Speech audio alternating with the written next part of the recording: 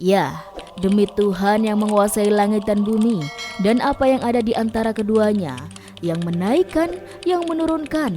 Sungguh, apa yang aku sampaikan adalah kebenaran yang tidak ada kerancuan di dalamnya.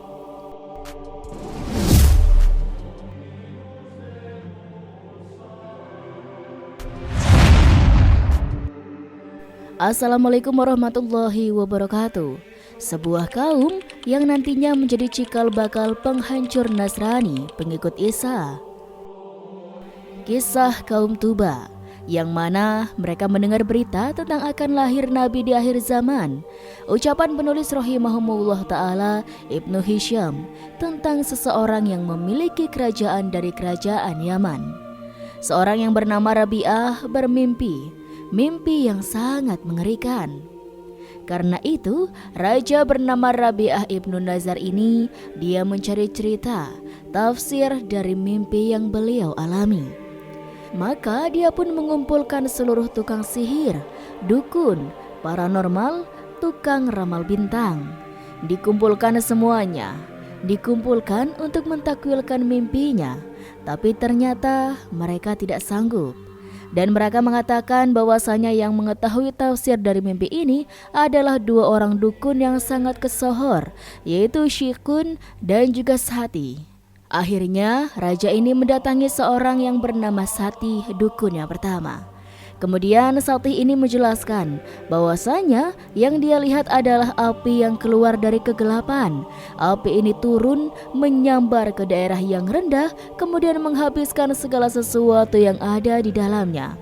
Maka raja ini pun takjub, kagum, padahal raja belum menceritakan mimpinya. Ternyata dukun yang Satih ini dia sudah bisa melihat bahwasanya apa yang ada di dalam benaknya berupa mimpi tersebut. Itu sesuai dengan apa yang dijelaskan dengan dukun tersebut. Kemudian setelah mendengar itu, raja pun meminta penjelasan. Jelasan apa takwil dari mimpinya? Dijelaskan sama si dukun atau penyihir bahwasanya akan ada yang menghancurkan kerajaan Yaman. Kemudian kerajaan tersebut berlaku cuma 60 tahun, kemudian diganti lagi dengan kerajaan yang akan terus berlangsung sampai hari kiamat.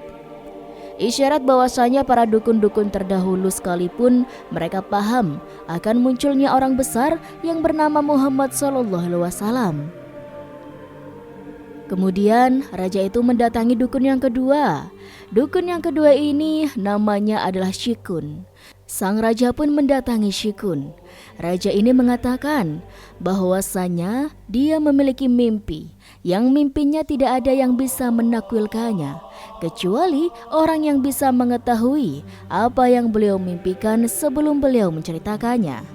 Maka diceritakan dukun ini, dia mengucapkan kalimat-kalimat, kemudian dia katakan kepada Syikun, dukun yang pertama, namanya Sati. Raja ini pun mendapatkan informasi dari Sati, kemudian raja ini mendatangi dukun yang kedua bernama Syikun. Dan raja ini tidak menceritakan sedikit pun tentang pengalaman dia bersama seorang dukun yang bernama Sati. Raja ini ingin mengetahui sehebat apa keilmuan daripada dukun yang bernama Syikun. Maka raja pun bertanya, seperti apa mimpi yang aku mimpikan? Kata Syikun, dia berkata bahwa aku melihat api yang sangat besar keluar dari kegelapan. Kemudian api itu menyambar daerah tanah yang rendah yang banyak rerumputannya. Kemudian api tersebut memakan segala sesuatu yang ada di tanah tersebut dari manusia yang memiliki akal. Maksudnya manusia yang dilahap oleh api tersebut. Ketika raja tersebut mendapatkan informasi dari Syikun, ternyata apa yang disampaikan oleh Syikun serupa dengan Sati. Ternyata dua orang dukun ini memiliki ilmu yang sama. Maka raja ini mengatakan, apa yang kau ucapkan benar, tidak ada kesalahan sedikit pun. Lantas kalau takwilnya menurut Anda bagaimana? Dukun itu pun menjawab, aku bersumpah dengan manusia bahwa Yaman akan diambil sama Sudan dan seluruh bangunan akan dikuasai oleh Sudan. Kerajaannya itu dari Abian sampai Najrah. Disebutkan luas kerajaannya Maka raja itu mengatakan, "Aku bersumpah dengan bapakmu, wahai Sik, ini suatu hal yang sangat menakutkan. Kapan hal ini akan terjadi? Apakah terjadi sekarang ini, dalam waktu yang dekat, atau setelah aku meninggal? Bahkan setelah engkau meninggal, beberapa waktu baru akan terjadi." Kemudian Yaman akan tertolong oleh seorang yang memiliki urusan yang sangat besar. Dan nanti musuh-musuh Yaman akan diusir, dihancurkan dengan penuh kekerasan dan dengan penuh kehinaan. Diusir menjadikan mereka hina. Ditanya sama raja, "Siapakah yang memiliki kedudukan yang agung ini? Siapakah orang yang akan menguasai Yaman?" "Dia adalah seseorang yang tidak terlalu tua, tidak pula terlalu muda. Kalau menurut pendapatku, kata syukur dia adalah dari keturunan keluarga Deyazan. Dan tidak ada seorang pun orang Yaman yang akan disisakan orang Yahudi. Bukan Nabi Muhammad. Dan nanti kita akan kisahkan." Kemudian dikatakan lagi, orang ini yang memiliki kekuatan.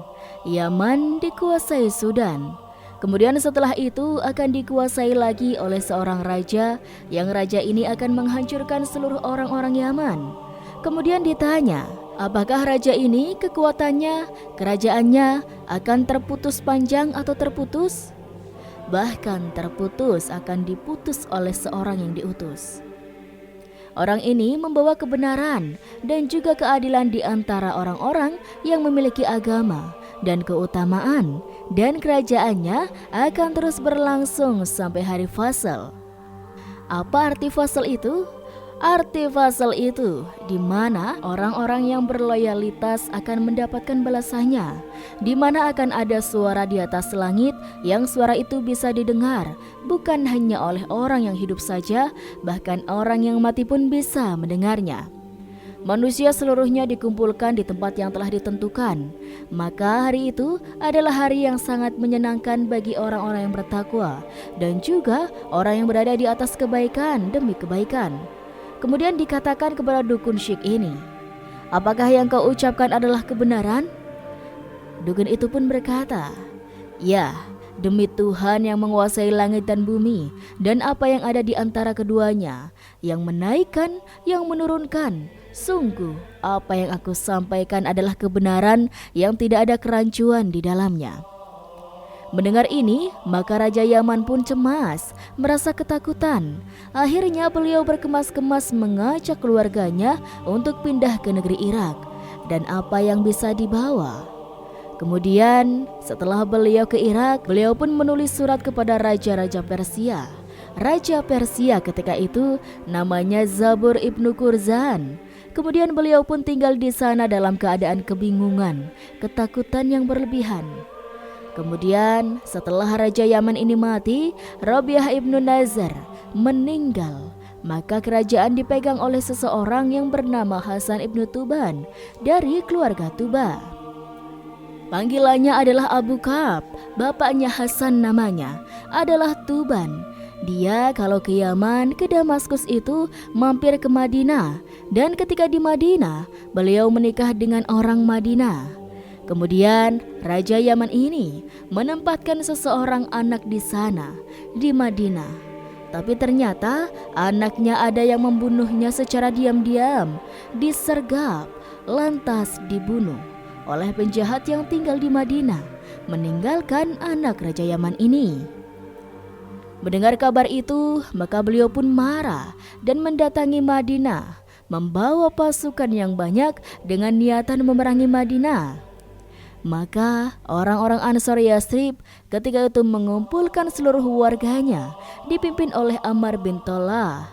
Maka mereka menyiapkan peperangan, membawa peperangan ini. Jadi mereka akan berperang antara Yaman dan Madinah. Cuman ada yang unik dari orang-orang Ansor nih sobat. Orang Yathrib ini ketika datang tentara Yaman menuju Madinah, maka ketika siang hari ini mereka berperang saling bunuh. Tapi ketika malam hari ada beberapa utusan dari Madinah Yathrib ini mengundang tentara Yaman untuk makan malam. Jadi siangnya tempur perang, malamnya makan bareng. Awalnya Raja Yaman Tuban ini dia tidak mau. Tapi ketika para utusan mereka makan dengan apa yang mereka suguhkan, maka tentara-tentara Yaman ketika itu pun makan bersama dengan tentara-tentara Yasrib. Akhirnya orang-orang pun merasa takjub dengan orang-orang Madinah. Sungguh ini adalah kaum yang sangat dermawan sekali. Sama musnya saja, mereka Ansar Yasrib ini mau memuliakan tamu. Orang-orang Yasrib mengatakan, meskipun kalian musuh-musuh kami, tetap kalian datang ke sini. Kalian ini statusnya tamu. Lihat orang Madinah sangat memuliakan tamu meskipun musuh yang memeranginya. Kemudian ketika kaum Tuba Yaman ini datang ke kota Madinah memerangi orang-orang Madinah, tiba-tiba datang orang Yahudi yang dia punya ilmu. Dan dalam ilmunya, dua orang Yahudi ini mendapatkan info kabar bahwasanya Raja Yaman datang ke Madinah ingin menghancurkan Madinah. Maka dua rahib ini pun mendatangi raja tersebut dengan nasihat. Maka kedua utusan ini, kedua orang alim ini dari kalangan Yahudi ahli kitab mengatakan, "Hai raja, jangan kau lakukan, jangan kau bunuh penduduk Madinah. Jangan coba-coba memerangi penduduk Madinah, mengusir penduduknya, kemudian kau bantai. Jangan, kalau kau tetap ngeyel ingin tetap bantai penduduk Madinah, pasti ada yang menghalangi engkau. Kau tidak akan sanggup. Walau kami berdua merasa tidak aman kalau akan ada azab yang akan menimpa kepada kalian semua." Maka Raja Yaman ini pun mengatakan kepada kedua rahib ini, "Kenapa demikian?" Kedua rahib ini pun menjawab, "Kalau kau ingin tahu, sungguh kota Madinah adalah tempat hijrahnya seorang nabi. Lihat orang Yahudi, paham, orang Yahudi itu kan Bani Israel, pengikut Musa alaihi salam dari Mesir. Mereka setelah dari Mesir, mereka pindah ke Damaskus, Palestina, Suriah. Mereka tinggal di sana. Bagaimana perjalanan mereka dari Mesir menuju Damaskus, yakni lewat Laut Merah. Terbelahnya Laut Merah ketika mereka tinggal di Damaskus. Nabi Musa memberikan wasiat, nabi kalian nanti adalah nabi yang akan hijrah ke tempat yang banyak pohon kurmanya. Ini murid-muridnya Musa terus memberikan wasiat. Akhirnya mereka mencari-cari tempat yang banyak pohon kurmanya dan mereka mendapati Madinah. Karena itu, sebelum Nabi SAW hijrah ke kota Madinah, beliau mendapati banyak sekali orang-orang Yahudi. Apa yang mereka lakukan bukanlah bisnis kurma, tapi mereka menanti Nabi yang mereka nanti-nantikan. Mereka tahu ini adalah tempat hijrah. Karena itu, orang-orang Yahudi mengatakan, ini adalah tempat Nabi tersebut akan hijrah, yang akan keluar dari Mekah. Dia terusir dari Quraisy.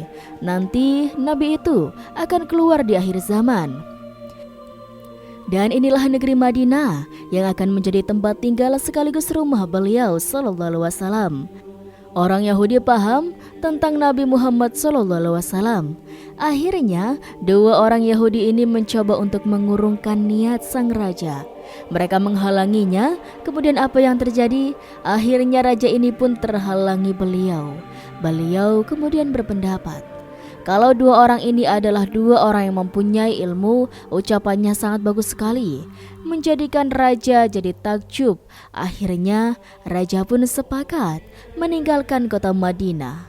Kemudian dua orang Yahudi ini mendakwahi Raja Yaman, dan ternyata Raja Yaman masuk ke dalam agama Yahudi.